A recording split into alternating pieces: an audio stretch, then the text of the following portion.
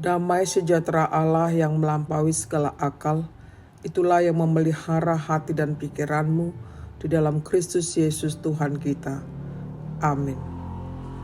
Shalom Bapak Ibu Saudara-saudari yang dikasihi Tuhan Yesus Kristus. Saya mau menyapa kita semua. Selamat hari Minggu dan apa kabarnya? Saya berharap kita semua dalam keadaan sukacita untuk memuji, memuliakan Tuhan dalam kehidupan kita.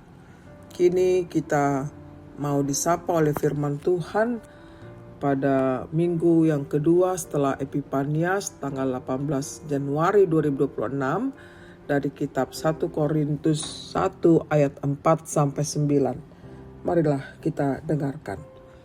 Ucapan syukur. Aku senantiasa mengucap syukur kepada Allahku karena kamu atas anugerah Allah yang diberikannya kepada kamu dalam Kristus Yesus.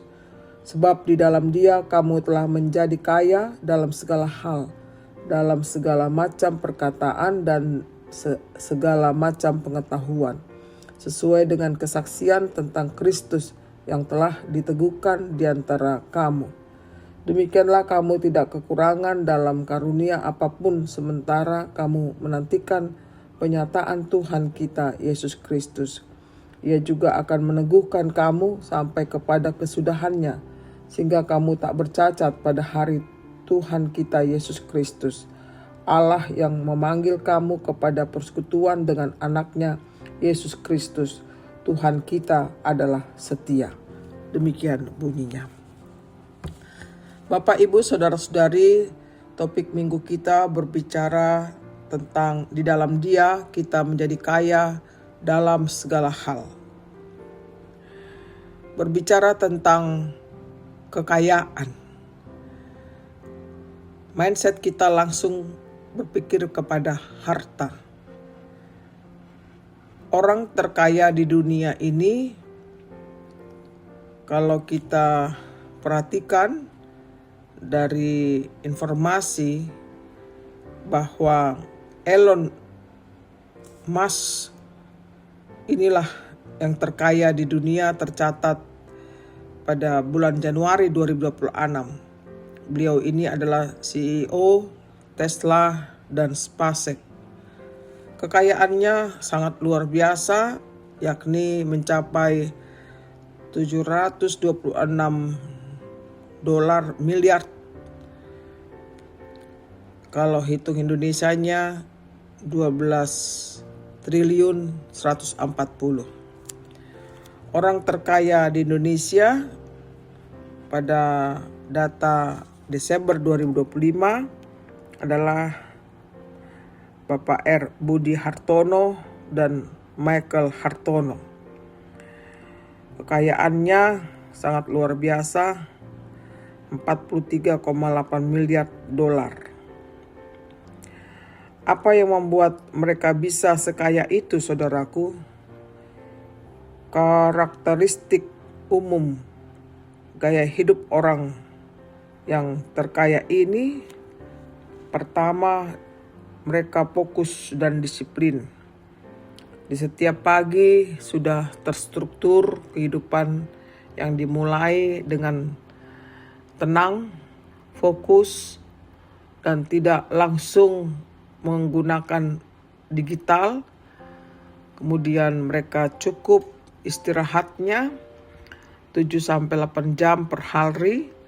Lalu mereka belajar terus-menerus, selalu terbuka pada pengetahuan baru, banyak membaca dan mengikuti tren. Demikian juga dengan mindset dan kebiasaan finansialnya, mereka ini memprioritaskan ke kualitas dengan menghindari pemborosan, penghematan untuk investasi jangka panjang. Mereka ini menuliskan tujuan apa dan membacanya secara rutin untuk tetap menjadi fokusnya. Mereka menghindari orang yang negatif dan memilih lingkungan yang suportif. Di antara mereka ada kehidupan yang sederhana, namun ada juga yang mewah.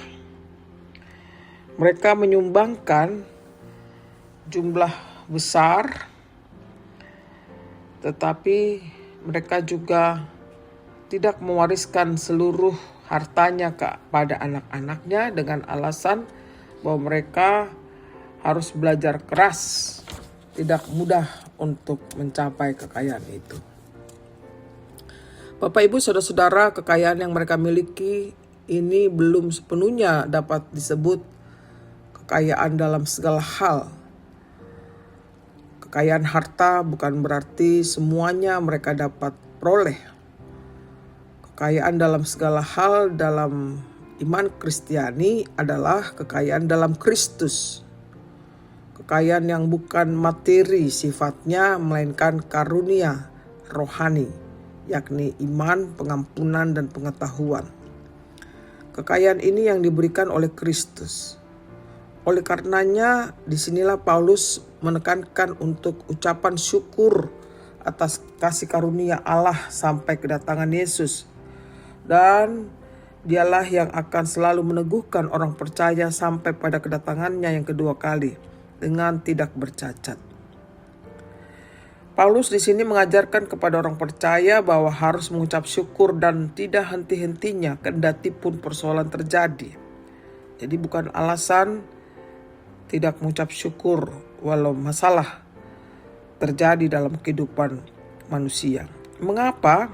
Ini perlu kita pahami karena kasih karunia Allah itu lebih besar daripada persoalan yang dihadapi. Itulah pandangan dari Paulus.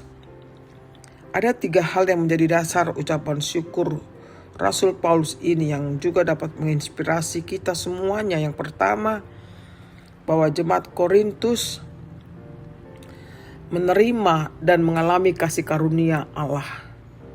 Inilah sumber kekayaan mereka yang digunakan sebagai sarana untuk memuliakan dan menyaksikan Allah.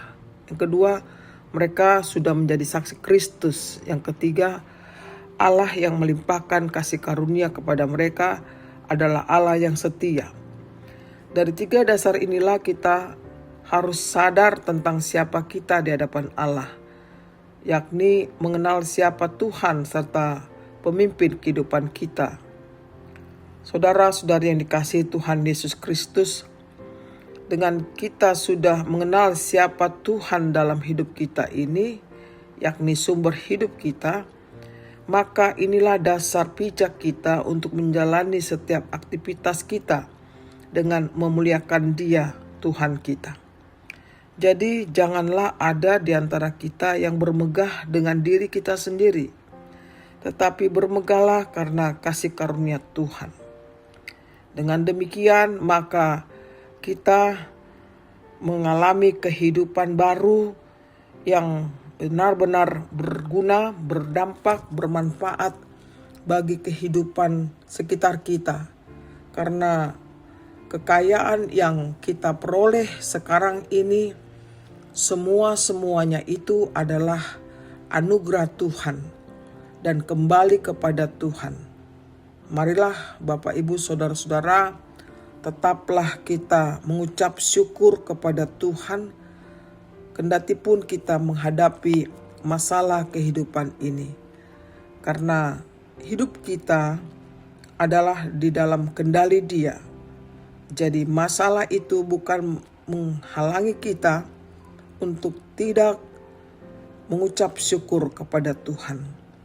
Ketika kita mampu mengucap syukur kepadanya, maka kita diberikan kekuatan, kemampuan, dan sukacita menjalani kehidupan ini. Karena hidup kita ini adalah anugerah dari Tuhan. Oleh karenanya, kita selalu senantiasa bersyukur sampai akhir hidup kita. Kiranya Tuhan menyertai kita sepanjang hidup kita. Amin.